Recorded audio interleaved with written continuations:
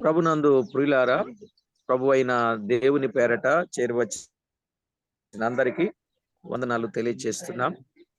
దేవుని దయ వలన మేము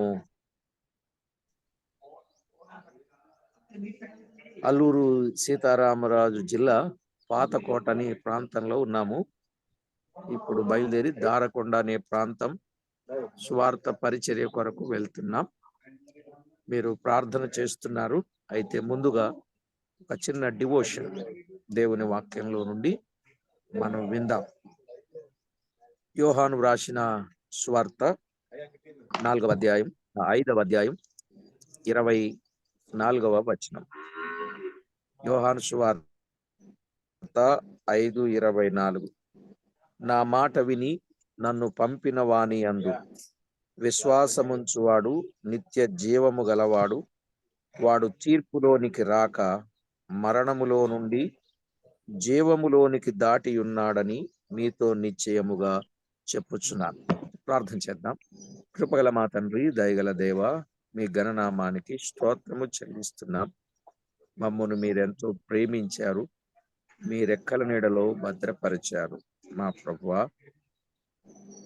పెందలకడనే మీ పాద సన్నిధికి వచ్చి మీ వాక్యములో నుండి కొన్ని వాస్తవిక సత్యాలు ధ్యానము చేయగలుగునట్టు మీ ఆత్మ సహాయం మాకందించి బలపరుస్తున్నందుకు స్తుతిస్తూ యేసు క్రీస్తు నామమున వేడుచూ ఉన్నాము తండ్రి, ఆమేన్. ప్రభునందు ప్రియులారా, జీవము గల దేవుని వాక్యంలో మనం విన్న సంగతులు ఒక్కొక్కటిగా ఆలోచన చేయడం, అది మనకు ఎంతో ఆశీర్వాదకరం. ఎన్నో సార్లు ఎన్నో విషయాలు మనం వింటూ వస్తున్నాం. అందరూ మ్యూట్ పెట్టుకోండి బ్రదర్స్.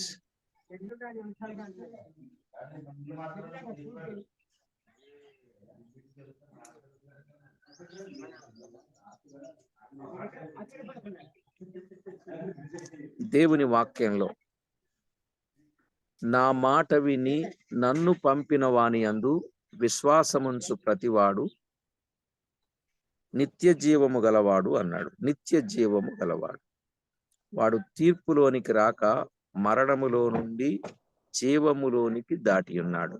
అంటే ఎప్పుడైతే యేసుక్రీస్తునందు విశ్వాసం ఉంచామో అప్పుడు మనము ఎక్కడి నుండి ఎక్కడికి దాటామండి ప్రియులారా? మరణములో నుండి జీవములోనికి దాటాం. మరణములో నుండి జీవములోనికి దాటాం. రాజన్న మ్యూట్ పెట్టుకోండి.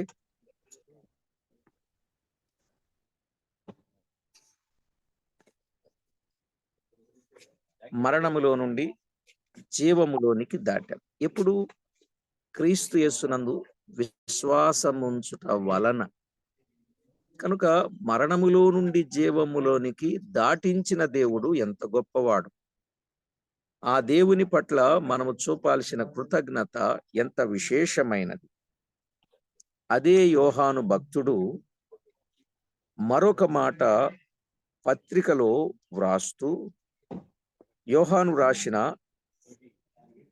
మొదటి పత్రిక 3వ అధ్యాయం 14వ వచనం. యోహాను రాసిన మొదటి పత్రిక 3వ అధ్యాయం 14వ వచనం. మనము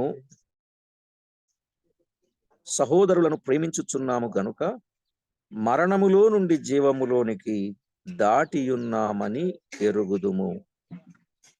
ఈ మాట అర్థమైందండి? మరణములో నుండి జీవములోనికి దాటియున్నాము అని రుజువెప్పుడంటే మనము సహోదరులను ప్రేమించుట వలన, ఇతరులను ప్రేమించుట వలన మనము మరణములో నుండి జీవములోనికి దాటియున్నామని రుజువు.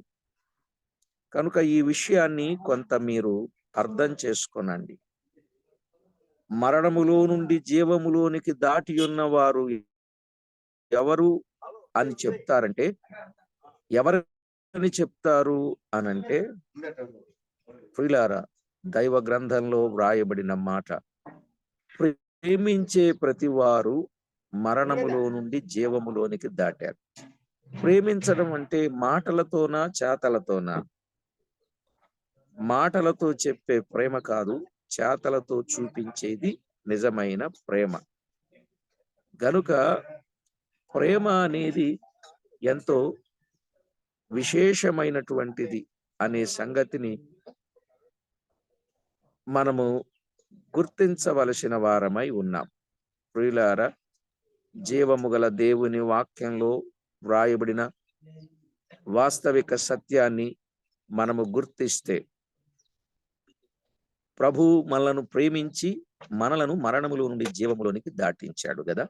ఇప్పుడు మనము ప్రేమించి మరణములో నుండి జీవములోనికి దాటియున్నామని రుజువు పరచవలసిన వారమై ఉన్నాం.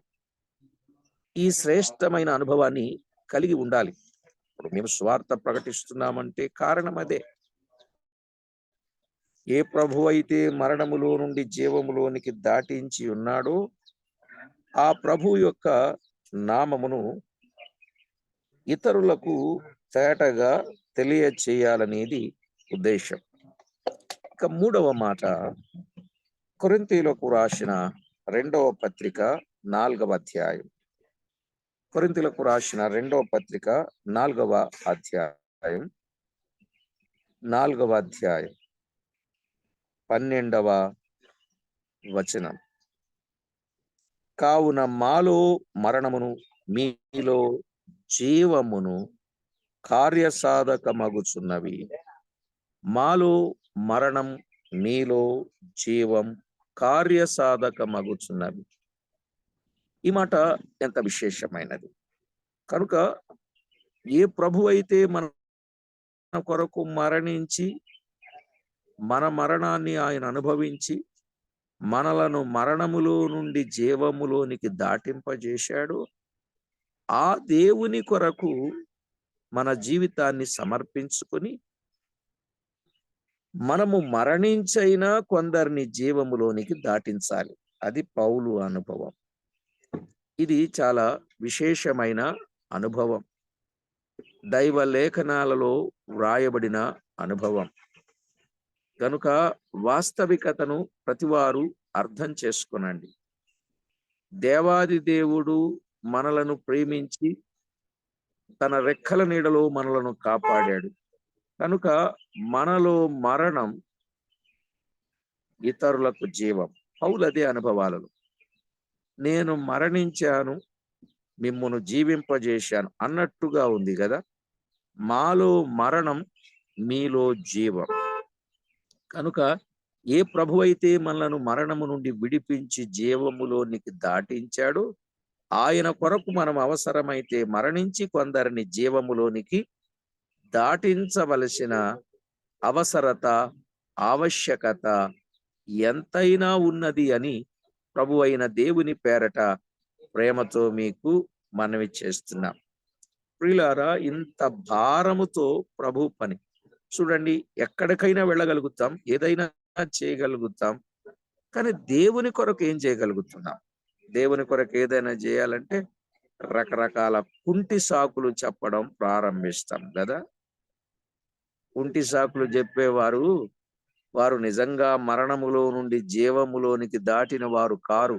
ఇది గుర్తుపెట్టుకోవాలి. మరణములో నుండి జీవములోనికి దాటిన వారు ఎవరయ్యా అనంటే, మేము మరణించిన ఇతరులకు జీవాన్ని కలిగిస్తాం అన్నవాళ్ళు, వారు నిజంగా మరణములో నుండి జీవములోనికి దాటిన వారు. అదే చెప్పాడు ప్రభు వాక్యంలో. ఏమన్నాడంటే,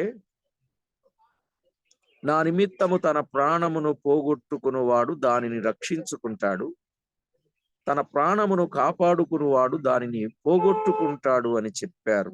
నిజమా కాదా ఈ వచనం? మాట్లాడరే, నిజమా కాదా? కనుక మన ప్రాణమును ప్రేమించడం కాదు, ద్వేషించాలి. తన ప్రాణమును ద్వేషించువాడు దానిని రక్షించుకుంటాడు అని దైవ లేఖనంలో స్పష్టంగా చెప్పబడిన సత్యం ప్రియులారా. గనుక ప్రతి ఒక్కరూ ఇందున్న వాస్తవాలను తేటగా గమనించి దేవునికి మహిమ ఆపాదించే వారిగా ఉండాలని ప్రభుపక్షంగా ప్రేమతో మనవి చేస్తూ ఉన్నాను. ప్రార్థన చేసుకుందాం. మరి మీరు కూడా మరణములో నుండి జీవములోనికి దాటిన వారేనా? మరణములో నుండి జీవములోనికి దాటించేవారేనా? దాటిన వారు దాటిస్తారు, దాటలేని వారు దాటించలేరు. కాపాడబడిన వారు కాపాడతారు, రక్షించబడిన వారు రక్షిస్తారు, విడిపింపబడిన వారు విడిపిస్తారు, ఆదుకొనబడిన వారు ఆదుకుంటారు, మేలు పొందిన వారు మేలు చేస్తారు, మరణమును తప్పించుకున్న వారు మరణాన్ని తప్పిస్తారు, జీవములోనికి వెళ్ళేవారు వారితో కొందరిని తీసుకొని వెళ్తారు. ఇదే కదండి. ఇలాంటి శ్రేష్టమైన అనుభవాలు కలిగి జీవించాలని ప్రేమతో మనవి చేస్తూ ప్రార్థన చేసుకుందాం. కృపగల మా తండ్రి, దయగల దేవా, స్తోత్రములు. మీరు మమ్మును విశ్వాసముంచగా మరణములో నుండి జీవములోనికి దాటించారు. మేము మరణములో నుండి జీవములోనికి దాటిన వారమని రుజువుగా